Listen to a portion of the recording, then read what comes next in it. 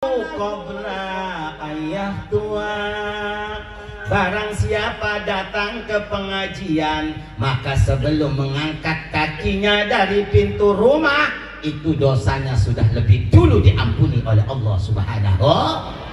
Coba bayangkan, ketika datang ke pengajian diadakan zikir dulu, sholawat dulu, istighfar dulu, baru pengajian. Naon cek Rasul, wabutilat sayiatuhum hasanatin.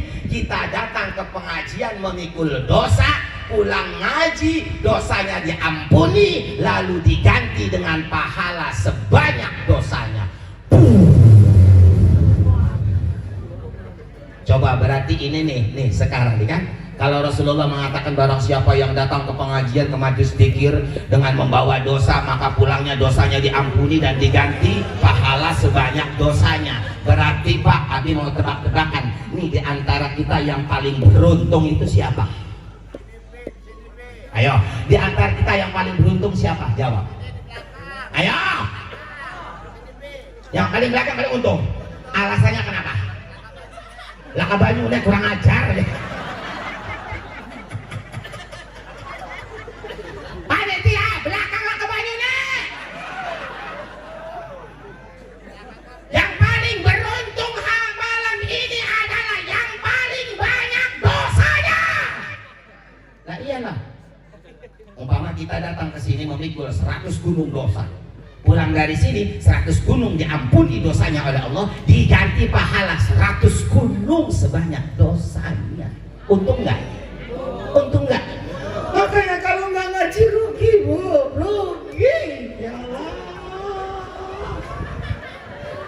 Dan jujur Pak, jujur, berbicara fakta,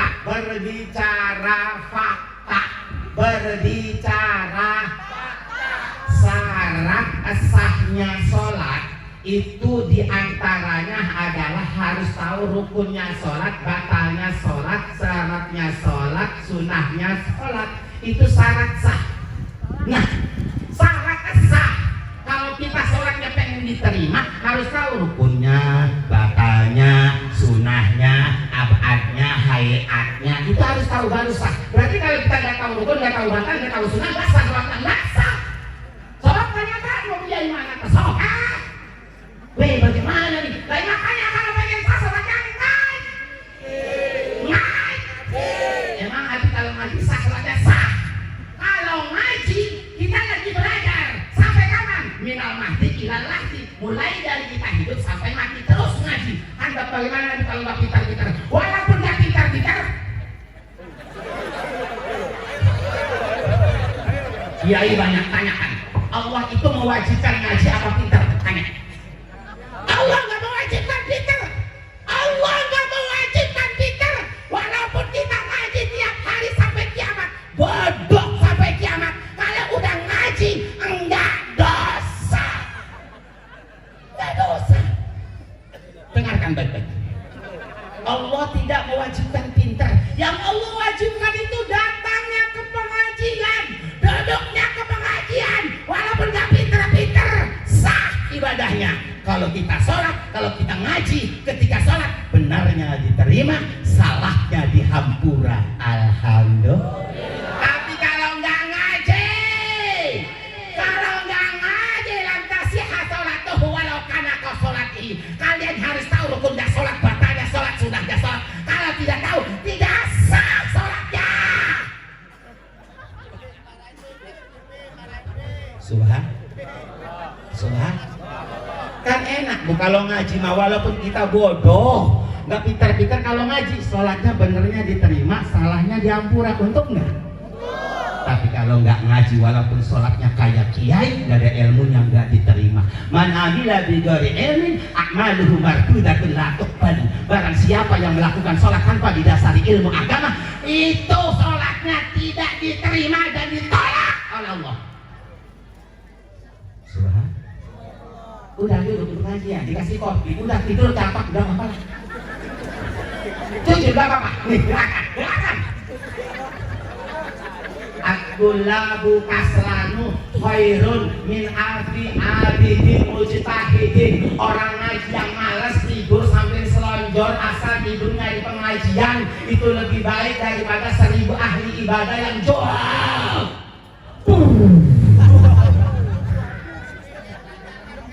Jarimu cuma duduk itu nggak apa-apa, itu masih lebih baik daripada 1000 ahli ibadah.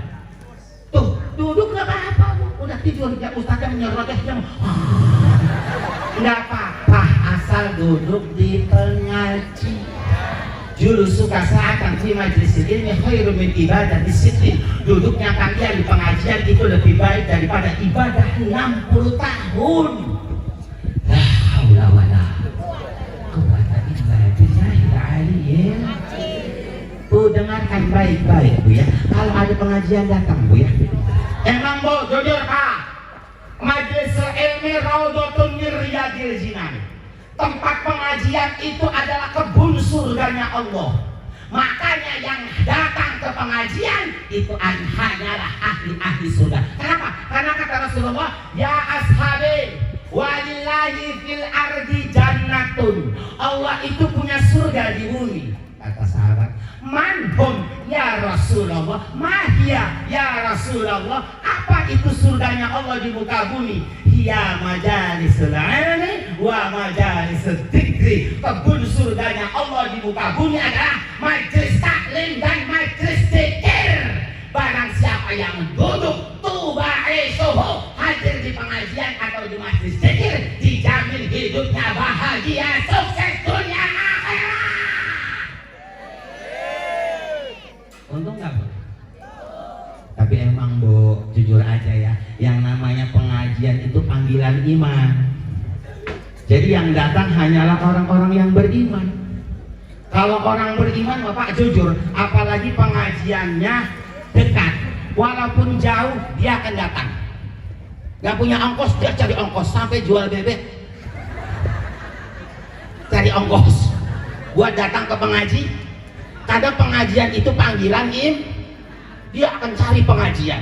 Nah, bagi orang yang nggak beriman, aduh, jujur aja, jujur Pak, apalagi dia nggak diundang, apalagi dia nggak dipanggil, walaupun diundang, walaupun dipanggil, apalagi pengajiannya jauh, walaupun pengajiannya di depan rumah, kalau nggak ada imannya mah moal bakal dat. Sok gak percaya. Yang ada ustadz gerocos ngaji itu stres. Itu pengajian jam 11 belum beres-beres, tololin ustadz lah. Padahal yang ngomong yang tolol. Subah.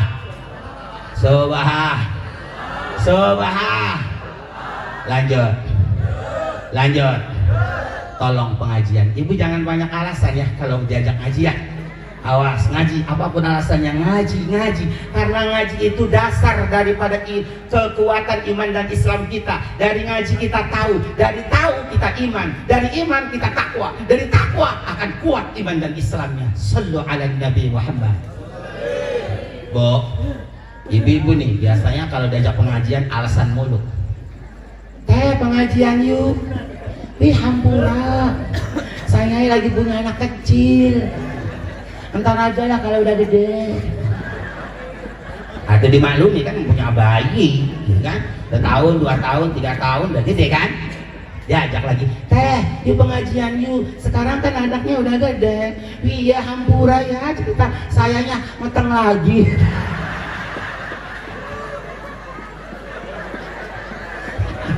Kan rada-rada.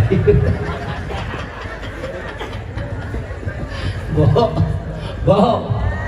Tolong Bu ya, ibu pengajian biasanya ibu pengajian paling banyak, maka insya Allah nanti ibu di surga yang paling banyak ibu-ibu, amin. Di neraka yang paling banyak bapak-bapak, amin. Ajar nggak Pak? Amin ya robbal, amin ya robbal. Lanjut. Sebelum dilanjut kita kaji wasiat terakhir. Namun ingat, kata Allah peringatan maulidin Nabi ini fabidzalika falyafrahu. Dengan kelahiran Nabi Muhammad ke muka bumi, penerang kegelapan, pecinta semua makhluk yang ada di alam. Sampai Rasulullah selalu resah dan gelisah memikirkan kita karena cintanya begitu berat terhadap kita. Betul? Betul? Kata Allah falyafrahu.